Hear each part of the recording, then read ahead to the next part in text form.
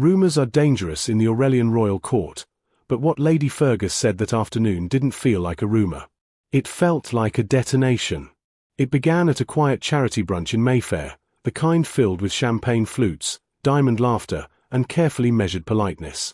Lady Fergus, never one to blend into wallpaper, leaned toward a cluster of journalists and aristocrats with a grin that spelled trouble. "People forget," she said, swirling her glass. "Princess Marin's first connection to the royal circle wasn't Prince Haldane. It was Lord Alder." The room froze. Cutlery stilled. A single breath sounded like a shout. Someone laughed, hoping it was a joke. It wasn't.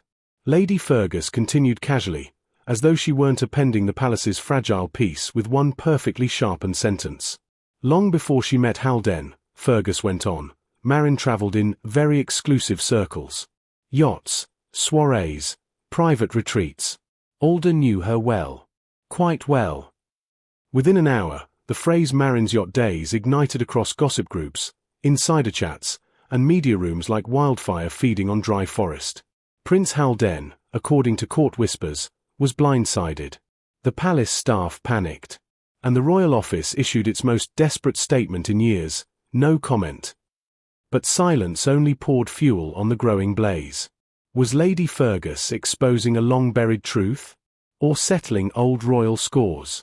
No one could say for certain, but the implications were explosive. Before she became Princess Marin of Aurelia, she was just Marin Lorne, an ambitious actress navigating a world of glamour, networking, and whispered opportunity. Her charisma opened doors. Her ambition kept them open. She attended events, charity galas, and exclusive retreats the public never saw. Among them were the legendary yacht gatherings, lavish floating parties where aristocrats and power brokers mingled under the facade of charity weekends. For years, these rumors lingered like the scent of expensive perfume after someone has left the room. Theories, glimpses, unnamed sources. Nothing concrete, nothing provable. But Lady Fergus's words changed everything. Her statement didn't need evidence. It needed imagination. And imagination was enough to rattle a kingdom. Behind palace walls, a question crept through every corridor. Did Fergus slip? Or did she strike? And as the storm grew, Princess Marin herself remained silent, stunned, cornered, and uncertain who had betrayed her, or why. The Aurelian monarchy had endured affairs, abdications, rebellions, and scandals. But nothing quite like this. Not a rumor tied to its most controversial noble. Not a past so mysterious it could unravel the present. Princess Marin did not sleep the night after Lady Fergus detonated the now infamous yacht revelation. She paced the floor of her private residence in Haldane House, a smaller estate gifted to her and Prince Haldane after their wedding, with the controlled panic of a woman who had spent her entire adult life staying 10 steps ahead of every unfolding narrative. This time she was 10 steps behind. The news cycle was merciless. Every news anchor spoke her name with quiet, thrilled gravity. Every gossip forum churned theories like a factory already running overtime. The yacht days. The Alder connection. Fergus knows more. 3 phrases repeated like a broken spell. Marin's phone vibrated constantly. Calls from her PR team, from panicked aristocrats asking whether the rumors involved them, from Haldane's private secretary, from the royal office itself. She answered none of them. Instead, she fixated on the one call she had expected but never received. Prince Haldane. Her husband. The man she had believed, perhaps naively, would stand with her against anything. Instead, he was silent. And silence was always a message. The palace war room. Inside Aurelian Palace, the atmosphere was suffocating. Queen Celestine, Haldane's mother, had summoned her advisors at dawn. She looked immaculate as always, a woman carved from ice and iron. She listened as her communications director explained how Lady Fergus's comments were now the dominant global headline. Celestine tapped her nails against the table.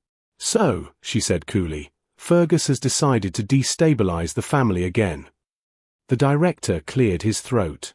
"Your Majesty, the issue is that the story is sticky. We don't have confirmation of anything, but her wording suggests history. Shared history. Enough to imply impropriety." People imply impropriety about this family every year, Celestine replied. Most of the time it dies within days. He hesitated. This one is different. How so? Haldane asked from the corner. He looked exhausted. His hair was disheveled. His eyes shadowed. He had not slept either, but unlike Marin, he spent the night being briefed, pressured, and interrogated.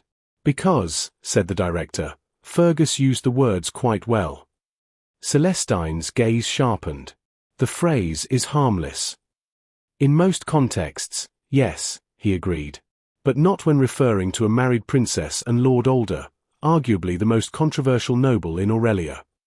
And certainly not when delivered by a high-profile figure like Fergus, added Haldane. The director nodded. The public has concluded that Fergus revealed a hidden relationship between Marin and Alder. Celestine inhaled slowly, deeply. And do we know, she said with razor sweetness, whether that conclusion is correct? Haldane stiffened. Mother. Answer me. No, he said firmly. There was nothing between Marin and Alder. Absolutely nothing. Celestine studied her son's face. She did not fully believe him. She never fully believed anyone. And Princess Marin? Celestine asked. What is her stance? Haldane hesitated. She hasn't spoken to me yet. A silence fell over the room thick enough to choke on. Celestine leaned back in her chair. So, the princess refuses to speak to her husband, the royal family faces insinuations of scandal, and Lady Fergus has thrown us into a media hurricane. Is that the state of things? Nobody dared answer. Very well, Celestine said, standing. We will proceed pragmatically. If Marin is innocent, transparency is our ally. If she is not, her voice cooled further, we shall take measures to protect the crown. Haldane's jaw tightened. Marin is innocent. Celestine gave a thin smile. We will see. Lady Fergus unapologetic. While the palace scrambled, Lady Fergus, the architect of this chaos, had breakfast at her townhouse with her assistant. She was radiant, relaxed, not remotely concerned. The assistant, a nervous young woman named Clara, hovered beside her with trembling hands. My lady, she whispered, the press wants clarification. The royal office is furious. Fergus buttered her toast elegantly. Of course they are, dear. Should we issue a statement? A correction? Anything? Absolutely not. Fergus sipped her tea. If the palace wants the truth to be clear, they can speak it themselves. Clara swallowed. But people think you are suggesting something improper between Princess Marin and Lord Alder. Fergus smiled like a cat who had eaten a canary. I never said anything improper, she replied. I simply mentioned they knew one another well. But... Clara, Fergus interrupted, the power of a statement lies not in what is said, but in what people believe. The assistant stared at her, horrified. Did you do this on purpose? Fergus dabbed her lips with a napkin. I do everything on purpose. Lord Alder had not spoken publicly in years. After a string of financial investigations, he retreated from public life. His name still triggered discomfort within the aristocracy, but legal pressure had softened and his family connections kept him protected. He lived quietly, or as quietly as someone of his wealth and notoriety could live, in a villa overlooking the Aurelian Channel. That morning, he awoke to nearly 48 missed messages. He scrolled through the notifications with mild annoyance. Politicians, old acquaintances, journalists, advisors. Then he saw the headline.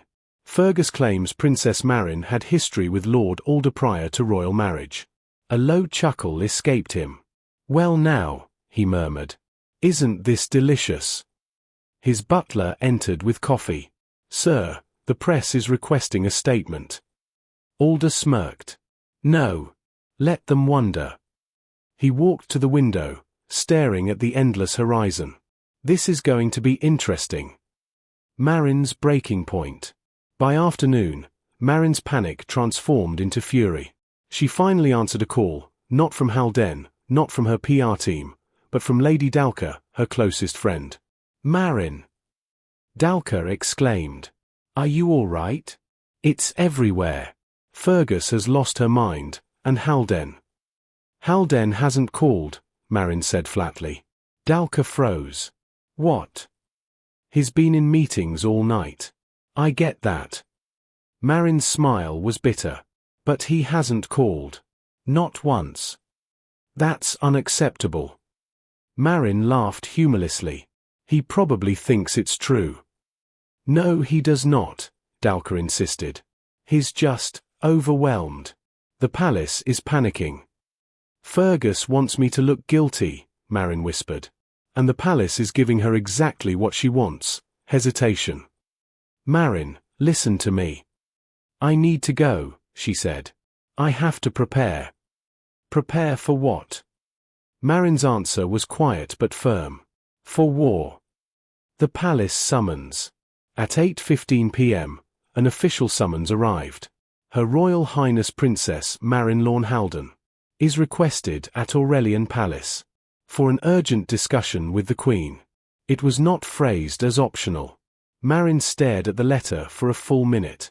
Then she dressed like a woman stepping into battle. Black silk, severe heels, hair pulled into a sharp twist. No softness. No apology. When she entered the palace, the staff avoided her gaze. Whispers followed her like ghosts. She walked into the council chamber. Queen Celestine waited at the head of the table. Prince Halden sat stiffly beside her. Advisors lined the walls. Celestine looked up. "Princess Marin," she said, "we need to discuss your past." The interrogation. Marin sat, every movement controlled. Celestine folded her hands. "I will speak plainly," the Queen said. "Lady Fergus has implied a past connection between you and Lord Alder. For the sake of the crown, I need to ask, is there truth in this suggestion?" Halden inhaled sharply. "Marin doesn't have to." Marin raised a hand, silencing him. "I will answer," she said. The room held its breath. "My history with Lord Alder," Marin began, "is not a secret. I attended events he attended. I met powerful people through circles that overlapped. But I was never involved with him." Celestine's stare did not soften. "You traveled on his yacht." Marin's jaw tightened. "I traveled to charity events hosted on his yacht, along with dozens of others." "Did you ever spend time with him privately?" "No." Celestine leaned back. Her eyes flicked briefly, almost imperceptibly, toward Halden. Marin suddenly understood. This wasn't about Fergus. This wasn't about Alder. This was a test. A loyalty test. "Your Majesty," Marin said slowly, "you want to know whether I am a liability." Celestine did not deny it. "Every member of this family is scrutinized," she said. "But what Fergus has done is not survivable unless we are unified." "And if you doubt me," Marin said, voice steady, "you give Fergus control. You give Alder control. And you weaken your own house." A murmur spread across the advisors. Celestine studied Marin for a very long time. Then, "Leave us," the Queen said to everyone but Halden. The room emptied. The heavy doors closed. The private confrontation. Silence stretched. Halden finally spoke, voice strained. "Marin, why didn't you call me?" She looked at him, hurt and exhaustion mixing. "I waited for you," she whispered. "And you were in a room deciding whether your wife was guilty." Halden's face crumpled. "Marin, Stop." She held up a hand. "I know how this family works. But you are my husband. I expected one call. One message. One moment of loyalty." Halden swallowed. "I was trying to protect the crown." "And who protects me?" Marin asked softly. Celestine watched them silently, her expression unreadable. "The palace," Halden insisted. "We are protecting you too." "No," Marin said, "you are protecting the institution. Not me." Celestine finally spoke. "Princess Marin," she said, "I will offer you a choice. Remain silent and let this die naturally. Or make a public statement. Marin stared at her. You want me to clear my name. I want you to prevent a catastrophe. And what, Marin asked quietly, do you want, Halden? He hesitated. A beat too long. Marin's heart cracked. I want stability, he said. Not I want you. Not I believe you. Not I'm on your side. Just stability. Marin stood. I see, she whispered. Celestine raised a brow.